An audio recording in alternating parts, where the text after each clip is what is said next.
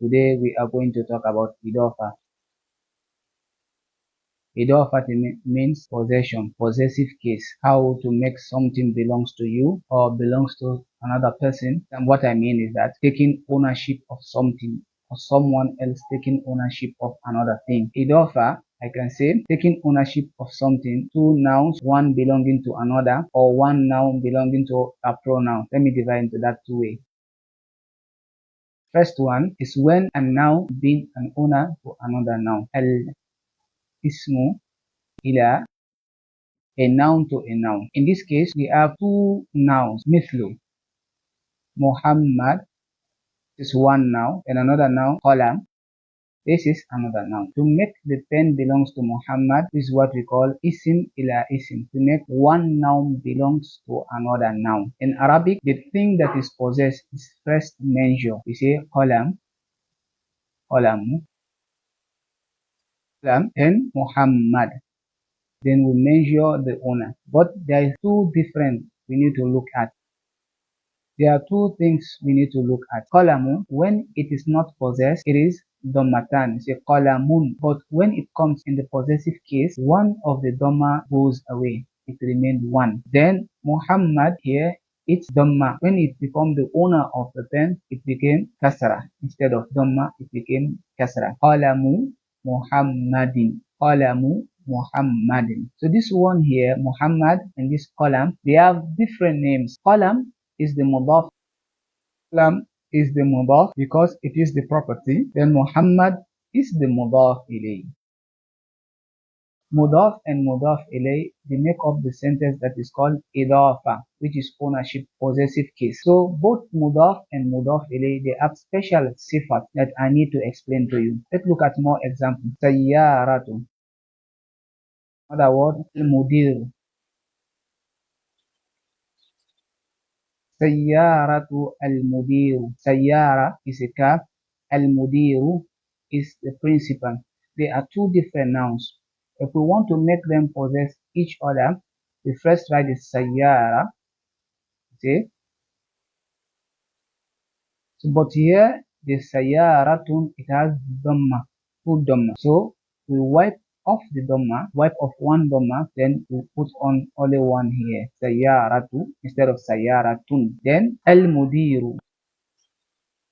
Al-mudiru, we change the dhamma here to kasra. It becomes sayyaratul mudiru, the principal's car, Muhammad's pen, or the pen of Muhammad, or the car of principal. So these are two examples that have widely explained this ownership, which is a noun to another noun. Al-ismu ila ismi. Then let's look at a pronoun to a noun, or a noun to a pronoun. Al-ism ila dhamir, that is a noun belonging to a pronoun. We have one noun, then we have another pronoun.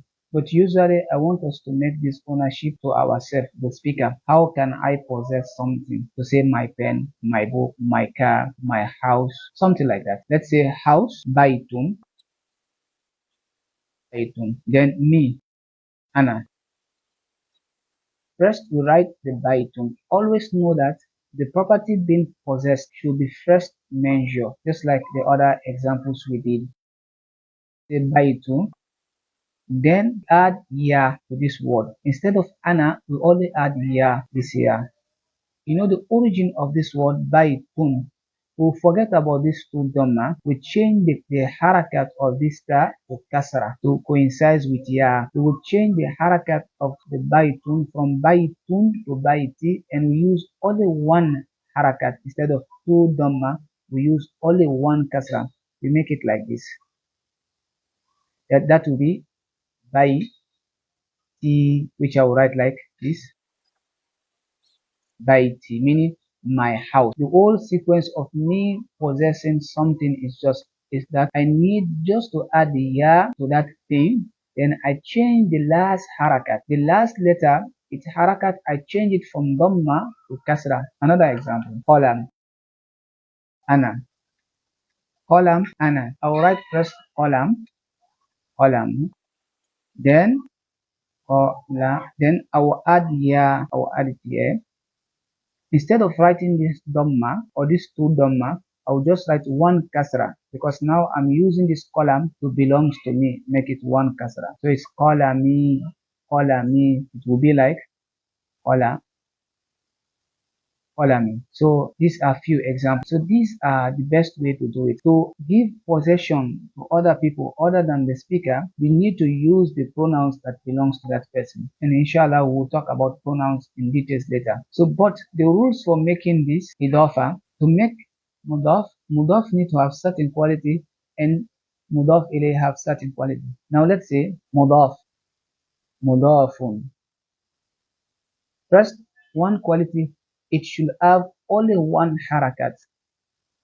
Only one harakat. What is harakat?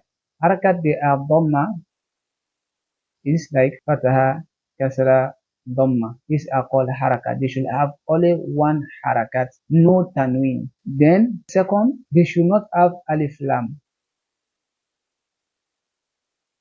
What I meant here is like to say, instead of column, but you decide to add alif lam to it to say al-qalamu Muhammadin. This is wrong. You can say al-qalamu Muhammadin or as-sayaratu mudiru. This is totally wrong. So they should not have this alif lam. So these are the two most rules attached to mudaf. As for mudaf ilayhi, let's say mudaf ilayhi.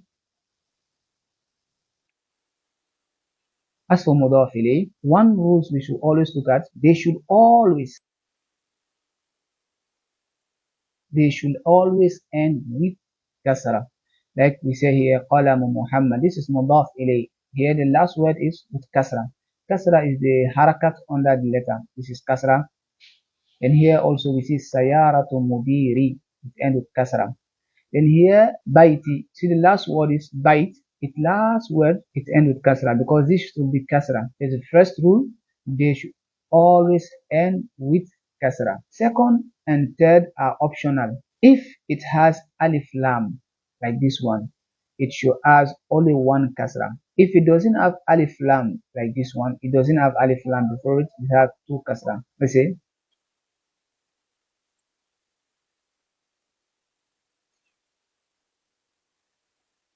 if it has alif lam, like this one here, sayaratul al-mudiru, alif lam is attached to the sayara.